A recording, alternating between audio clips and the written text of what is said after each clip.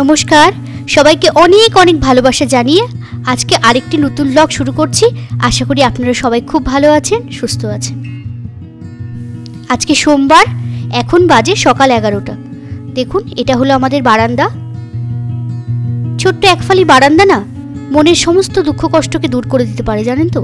তার কারণ আমার যখন মন খারাপ হয় তখন আমি এই বারান্দাটার মধ্যে চুপ করে এসে বসে থাকি। তো দেখুন, আজকে একটা রোদ ঝলমলে সুন্দর দিন। এত সুন্দর চকমকে রোদ উঠলে না মনটাই ভালো হয়ে যায়। এটা দেখুন আমাদের বাড়ি তুলসী মঞ্চ। আর দেখেছেন গাছটাতে কি সুন্দর ফুল ফুটছে এখন। এই গাছটাতে কদিন আগে একদম ফুল ফুটতো না। কিছুই করিনি জানেন, খানিকটা ডেটল জল নিয়ে গাছের গোড়ায় দিয়েছিলাম আর সারা গাছে একটু ছিটিয়ে দিয়েছিলাম, তাতেই কাজ হয়েছে। আর এখানে দেখেছেন সমস্ত জামা কাপড় নিয়ে আমি বসেছি।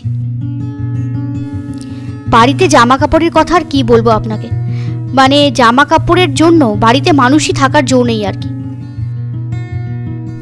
আমার জামা কাপড় খুব একটা বেশি নয়, জামা কাপড় হচ্ছে মাম্মামের জামা কাপড়ে বাড়িতে থাকাই মুশকিল হয়ে গেছে।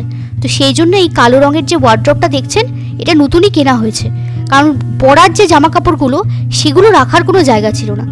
তো এখন তো বেশিরভাগ মানুষই বাড়িতে আলনা ব্যবহার করেন না, তো সেই কারণে জামা কাপড়ের জন্য একেবারে পাগল অবস্থা আমার।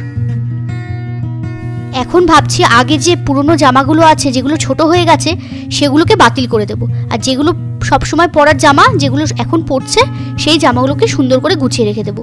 আর তা না হলে পুরনো নতুন এই সমস্ত মিলিয়ে এত জামা কাপড় হয়ে গেছে বাড়িতে যে বলার কথা নয়।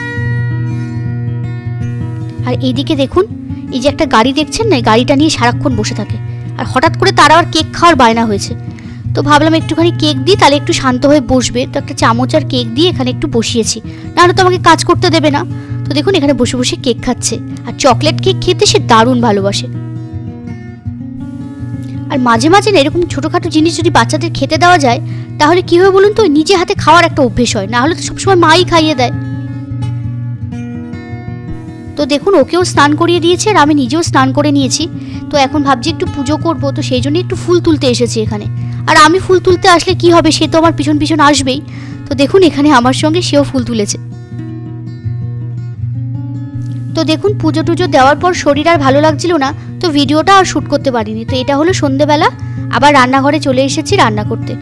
তো দেখুন এখানে পনির দিয়ে ফুলকপি দিয়ে একটা তরকারি করব, তো সেই জন্য সমস্ত কিছু নিয়ে বসেছি। এখানে ফুলকপি আছে, বেগুন আছে, কাঁচা লঙ্কা আছে, আর এখানে একটু জল খেয়ে নিচ্ছিলাম আর কি।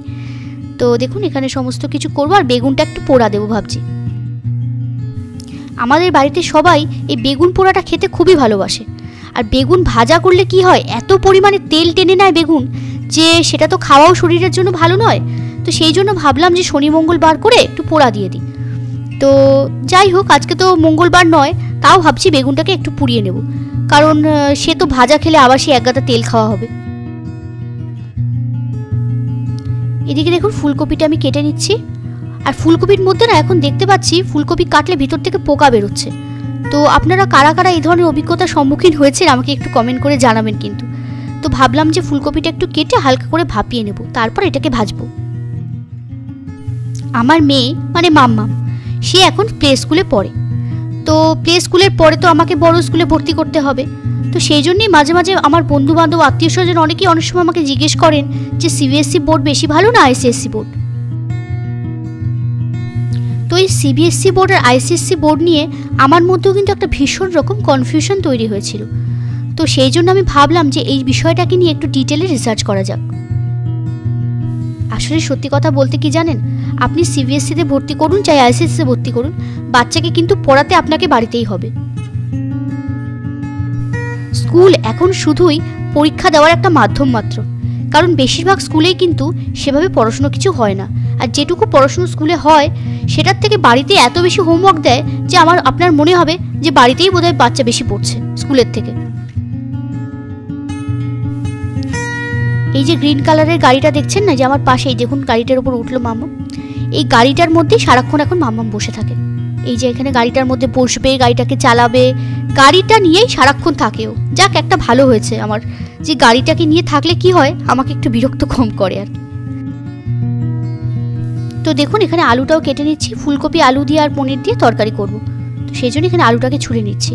তো হ্যাঁ, যেটা বলছিলাম আর কি, তো আমি সবাইকে জিজ্ঞেস করলাম বা একটু পড়াশুনো করলাম, তো তাতে করে আমি যেটা জানতে পারলাম যে সিবিএসসি বোর্ডে পড়াশুনোর চাপটা তুলনামূলক আইসিএসসি বোর্ডের থেকে একটুখানি কম।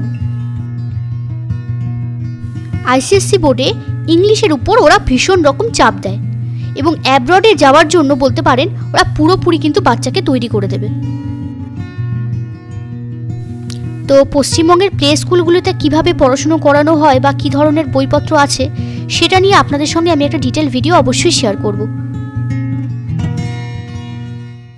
রান্নাঘরে চলে এসেছি যথারীতি, কড়াইটা গরম করে তেলও দিয়ে দিয়েছি, এবার পনিরগুলোকে ভেজে নেব।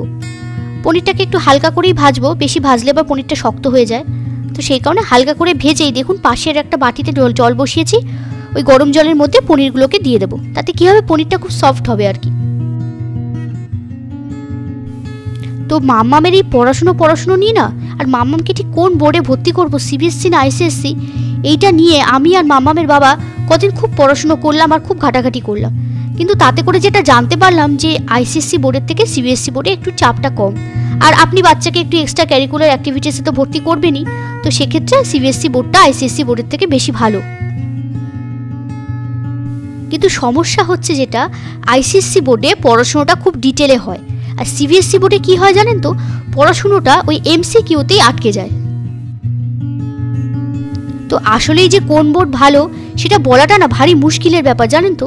আমার তো মাঝে মাঝে মনে হয় এই সিবিএসসি আইসিএসসির থেকে আমাদের এই পশ্চিমবঙ্গ সরকারের বোর্ডই বেশি ভালো। তো দেখুন পনিরটাকে তো ভেজে তুলে নিয়েছি, তো তার মধ্যে আরেকটুখানি তেল অ্যাড করে নুন আর হলুদ দিয়ে এখানে ফুলকপিটাকে ভেজে নেব। আর ফুলকপিটাকে আমি কি করেছি, হালকা একটু গরম জলে ভাপিয়ে নিয়েছি, কারণ ফুলকপির মধ্যে না এখন আবার পোকা বেরোচ্ছে, তো সেই কারণে আমি হালকা একটু ভাপিয়ে নিয়ে এখন এটাকে ঢেকে একটু হালকা করে ভেজে নেব। সত্যি কথা বলতে কি জানেন তো, এখনকার গার্জিয়ানরা মানে বাবা মায়েরা ছেলে মেয়েদের পড়াশুনো নিয়ে এত বেশি চিন্তা করে যে কোন বোর্ডে ভর্তি করব, কোন স্কুলে ভর্তি করব। আমরা যখন ছোট ছিলাম তখন কিন্তু আমাদের বাবা মায়েরা এত বেশি মোটেই চিন্তা করতো না। দিব্যি সকালবেলা ঘুম থেকে উঠে স্নান টান সেরে আলু সেদ্ধ দিয়ে ঘি দিয়ে ভাত খেয়ে দিব্যি সুন্দর বাড়ির কাছাকাছি কোনো একটা স্কুলে চলে যেতাম। আর এদিকে দেখুন বেগুন পোড়ার খোসাটা ছাড়িয়ে নিয়েছি, নিয়ে বেগুনটাকে তেল দিয়ে আর নুন দিয়ে মেখে নেব। এটার মধ্যে লঙ্কা দেবো না, কারণ লঙ্কা দিলে তো আমার মামাম খেতে পারবে না, তো সেই জন্য লঙ্কা দেবো না, নুন আর তেল দিয়ে ভালো করে এটাকে মেখে নেব। তো দেখুন নুন আর তেল দিয়ে দিয়েছি, এবার এটাকে ভালো করে মাখতে হবে। যত সুন্দর করে মাখা হবে ততই খেতে বেশি ভালো লাগবে। আমার নিজেরও না এই বেগুন পোড়া খেতে খুব ভালো লাগে, তবে বেগুন পোড়ার একটা সমস্যা আছে, বলুন তো কি।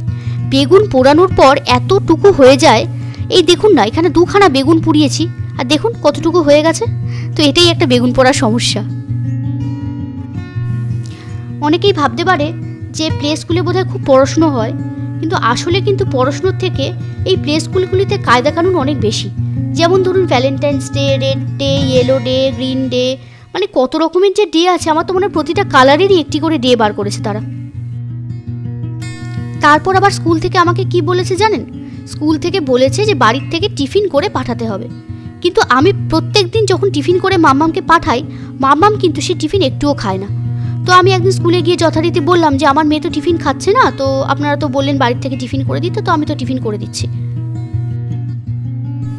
তো তারা আমাকে যথারীতি যেটা বললো, তারা বললো যে এখানে টিফিন খাইয়ে দেওয়া হয় না, এখানে শুধু টিফিন বক্সটা খুলে দেওয়া হয়।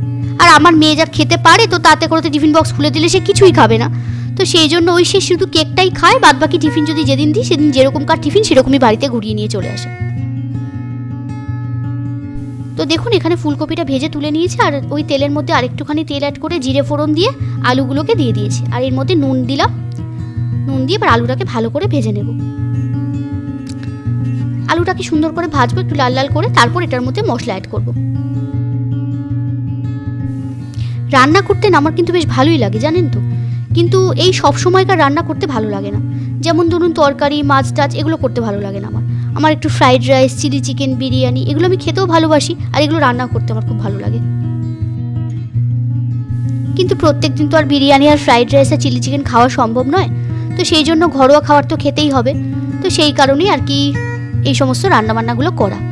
আর তাতে করে কি হয়, বাচ্চাও একটু খেতে পারে। আর এই যে তরকারিটা করবো না, এই তরকারিটা দিয়ে মামামকে ভাত খাইয়ে দেবো, মানে লঙ্কাটা একটু কম দিয়েছি, ঝালটা একটু কম দিলে মামাম খেতে পারে। আমার মেয়েকে কিন্তু আমি ছোটবেলা থেকে অল্প অল্প করে ঝালটা একটু খাওয়ানো শিখিয়েছি। মানে ওর জন্য কিন্তু কোনোদিনই আমি আলাদা করে কোনো রান্না করিনি। আমাদের যে রান্না হতো তাতেই আমি একটু ঝাল কম দিয়ে করতাম এবং সেটাই মামামকে খাওয়াতাম। আর এখনো অবধি কিন্তু সেই রুলটাকে আমি ফলো করি। তো এখানে দেখুন মশলাটাকে ভালো করে কষাচ্ছি। এই মশলার মধ্যে সেরকম কিছুই দিইনি, ঘরোয়া কিছু মশলা দিয়েছি। এই জিরে, আদা, কাঁচা লঙ্কা, টমেটো এই সমস্ত দিয়ে ভালো করে মিক্সিতে এটাকে বেটে নিয়েছিলাম। আর আমার মনে হয় ভালো করে যদি মশলাটা কষানো যায় তাহলে রান্নার টেস্টটাও খুব ভালো আসে। তো সেই জন্য একটু ভালো করে আস্তে আস্তে মশলাটাকে কষিয়ে নেব। এই পনির জিনিসটা খেতে না আমাদের বাড়িতে সবাই খুব ভালোবাসে। আমি, মাম্মামের বাবা, মাম্মামের দাদু, মানে বাড়িতে সবাই আমরা পনিরটাকে খুব পছন্দ করি। তো দেখুন এখানে মশলাটা ভালো করে কষানো হয়ে গেছে আর এর মধ্যে আমি ফুলকপিটাও অ্যাড করে দিয়েছি। তো এখন ফুলকপি আলুটাকে ভালো করে একসঙ্গে মিশিয়ে নেব।